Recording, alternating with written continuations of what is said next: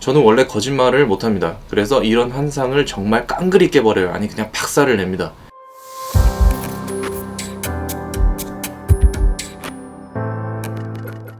안녕하세요. HK 테일러 목동 본점 오원석 주임입니다. 요즘 영화나 드라마 같은 대중매체에서 종종 확인해 볼 수 있는 맞춤 정장 그리고 테일러. 아무래도 영화 킹스맨의 영향을 배제할 수 없는 듯 보이는데요.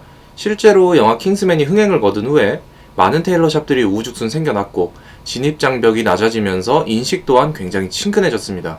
자, 그럼 HK 테일러 목동 본점에서 몇 년째 근무하고 있는 제가 과연 많은 분들께서 궁금해하시는 테일러샵 직원들은 대체 무슨 일을 할까?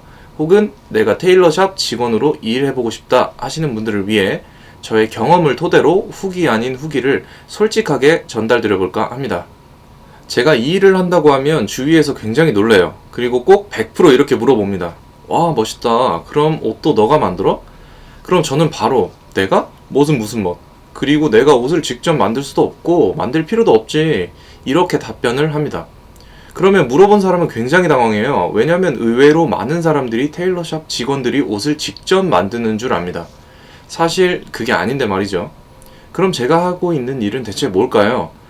우선 저는 디자이너라고 부릅니다. 어떤 체형, 어떤 피부톤을 가진 손님이 와도 그 손님에게 잘 맞는, 그 손님에게 꼭 필요한 원단과 디자인을 추천해주는 거죠.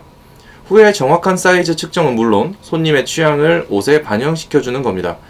사람들은 저마다 옷을 크게, 맞게, 길게, 또 짧게 입어요. 뿐만 아니죠. 체형이 전부 제각각이에요.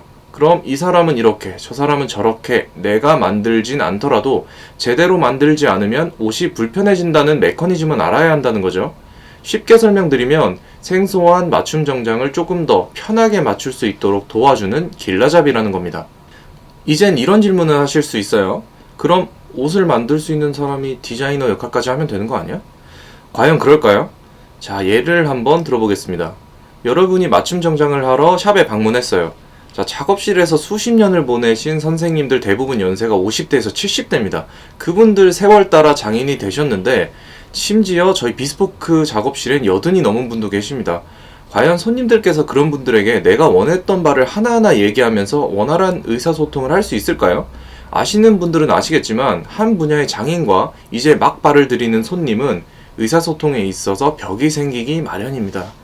아무리 손님으로 방문했다고 하지만 이거 쉽지 않겠죠. 그렇기 때문에 유행과 변화에 민감하고 사람들의 요구사항을 재빨리 수용하며 제작자와 손님 사이에 보이지 않는 다리를 놓아주는 디자이너들이 꼭 필요한 겁니다. 이제 본론으로 들어가 볼게요. 면접을 보러 오시는 분들은 요즘에 20대가 굉장히 많아요. 근데 이분들 100이면 100 엄청난 환상을 가지고 옵니다. 자, TV에서 혹은 SNS에서 봤던 것처럼 목에 줄자 그냥 탁 걸치고 아메리카노 한잔 하면서 그냥 오는 손님 정장 맞춰주면 되는 거 아니야? 이거 완전 편하고 멋있는데? 심지어 이런 분도 있었어요. 나중에 직접 고객의 옷을 만들어 주고 싶다고 하시더라고요. 저는 원래 거짓말을 못합니다. 그래서 이런 환상을 정말 깡그리 깨버려요. 아니 그냥 박살을 냅니다. 제발 그런 환상 다 버리라고. 난 절대 편하게 일하지도 않고 여러분들이 생각하는 것처럼 가위질, 바느질, 다림질 안 합니다. 그럼 대체 어떤 과정을 거쳐서 정장이 만들어질까요? 테일러샵에 근무하면서 왜 내가 직접 옷을 만들 수 없을까요? 생각보다 일이 너무 제한적인 거 아닌가? 혹시 이런 의문을 품으셨다면 앞으로의 이야기로 충분히 이해하실 수 있을 겁니다. 맞춤 정장은 그냥 사이즈만 재서 뚝딱 만들어지는 게 아니에요. 여러 공정들이 유기적으로 맞물려야 비로소 한 벌이 완성됩니다. 재단이 끝나면 가봉복을 만드는데 가봉복을 만드는 사람 따로, 바느질을 해서 옷을 만드는 봉제사 따로입니다. 끝이 아니죠. 마감, 감침질, 다림질까지 전부 다른 사람이 만들어요. 이건 큰 틀일 뿐 세세하게 파고들면 중간중간 거쳐야 할 과정들이 너무 많습니다. 비스포크는 한 사람이 만들기 때문에 중간 과정이 최소화되긴 하지만 수제 공정이 아닌 접착식 공정의 경우 이런 라인별 공정을 거친다는 거죠. 자, 여담으로 작업실에 계셨던 선생님께서 예전에 이름만 대면 알 수 있는 유명 브랜드의 패턴사로 근무하셨던 적이 있는데 정장 한 벌 나오는데 적게는 90, 많게는 120명의 손을 거친다고 하시더군요.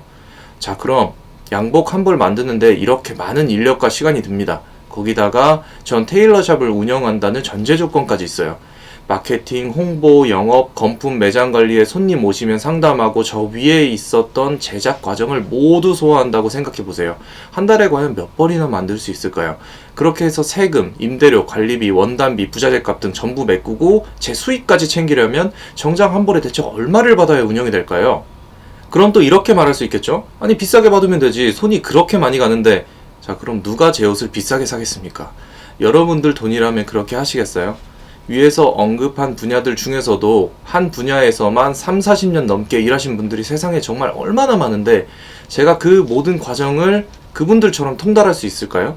저는 정말 현실을 보자는 말입니다. 몇 년이 걸릴까요? 몇십 년이면 될까요?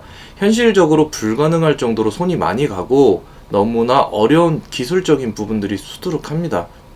제가 만약 양복 업계에서 이미 알아주는 유명 인사다, 뭐 유학파야, 그래서 혼자 다 할 수 있다?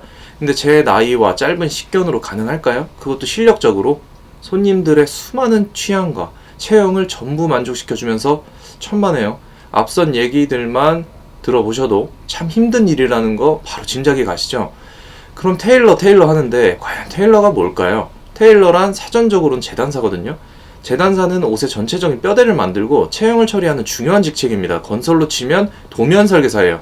근데 아무나 재단사가 될 수 있냐? 절대 아닙니다. 재단사는 지휘자예요. 수십 년 동안 산전수전 다 겪은 분들이 보통 재단사라는 위치에 있고 이런 분들이 작업자들을 전반적으로 지휘하고 통솔합니다. 그래서 옷에 문제가 있는 경우 가장 먼저 재단사가 질타를 받을 가능성이 큽니다. 어떤 공동체든 책임자의 자리가 그렇잖아요. 그만큼 맞춤 정장에 있어 매우 중요하고 오랜 경험과 노하우, 기술력까지 보유하고 있어야 합니다. 그렇기 때문에 디자이너는 디자이너, 재단사는 재단사, 각자의 위치와 역할이 있는 거고요. 혼자 두 가지 일을 하기란 정말 쉽지 않겠죠. 자, 그럼 이제 다시 제 이야기를 해볼까 합니다. 제가 HK 테일러를 선택을 하고 디자이너로서 몇 년을 견딘 이유는 HK 테일러가 제작소를 직접 운영하는 덕분에 얻어가는 것들이 너무나도 많기 때문이에요.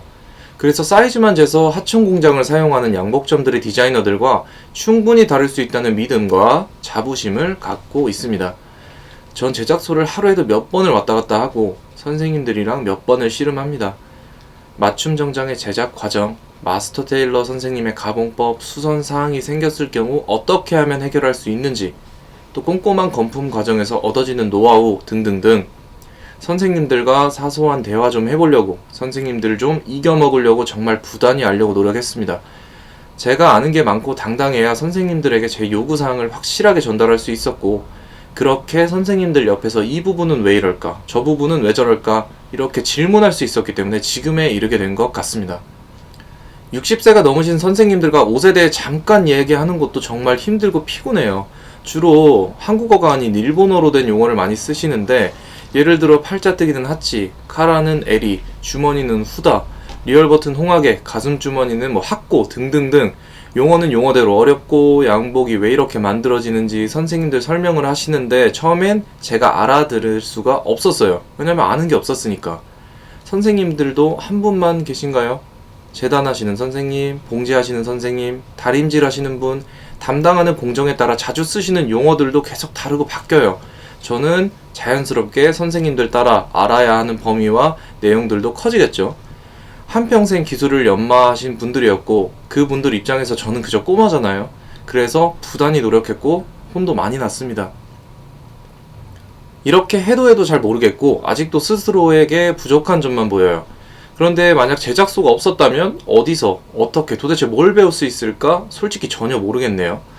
이렇게만 보면 직영 제작소를 운영한다는 점이 직원의 입장에서는 축복받은 일이 될 수도 있겠습니다. 제 친구들은 저에게 수도 없이 말합니다.